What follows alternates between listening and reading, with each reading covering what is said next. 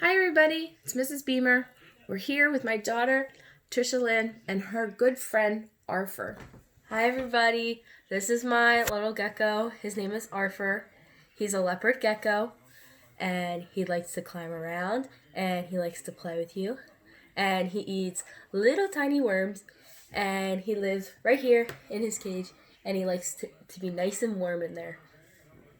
So, since we have Arthur with us, I decided that we would read Lucas, the Littlest Lizard.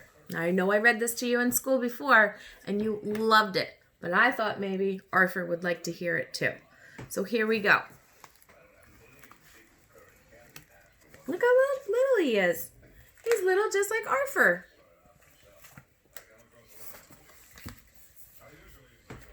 Lucas the lizard was little and brown and lived in a zoo in the heart of the town. He shared his abode with a frill-necked named Fred, the star of the zoo in his youth, so he said. But they had so few visitors, Lucas was sure that the lizards were really a terrible bore. This one is Lucas.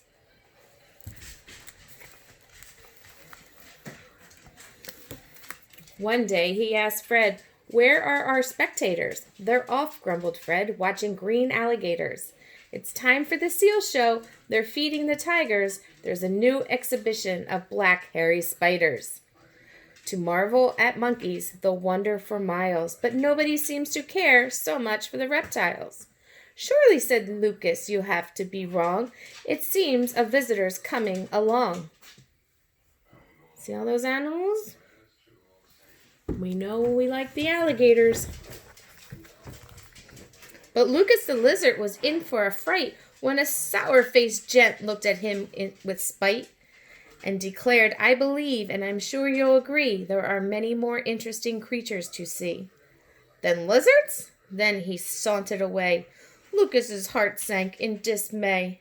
Lucas just couldn't believe it was true, but his tiny reflection gave him a clue. It wasn't his being a lizard at all. Nobody came because he was so small.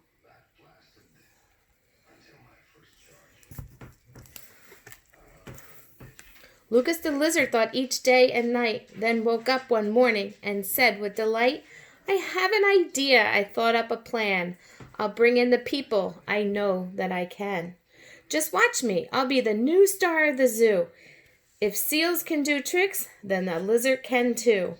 The very next day he was up at first light to rehearse all of his tricks and get everything right.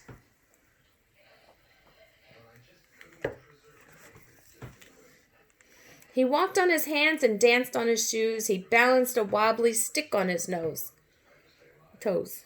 He hopped on one foot and stood on his head, but no one was watching apart from old Fred. Lucas gazed down at the seal pool below, where hundreds of people awaited the show, and thought, the last thing they want to see is a lizard as small and as foolish as me.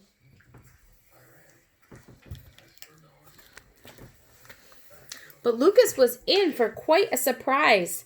Rain started falling, clouds darkened the skies. In a few seconds, flat the seal show was washed out.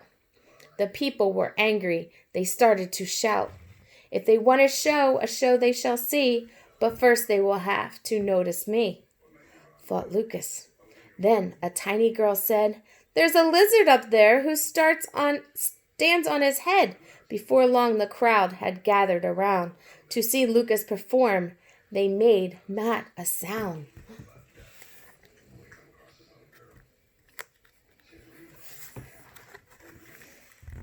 He walked on his hands and danced on his toes. He balanced a wobbly stick on his nose.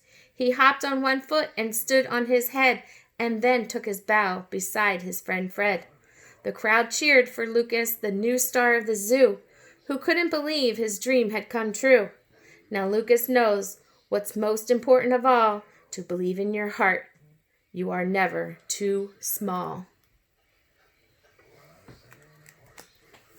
So Arthur, look at Arthur right there. Did you like that story? You're a little lizard.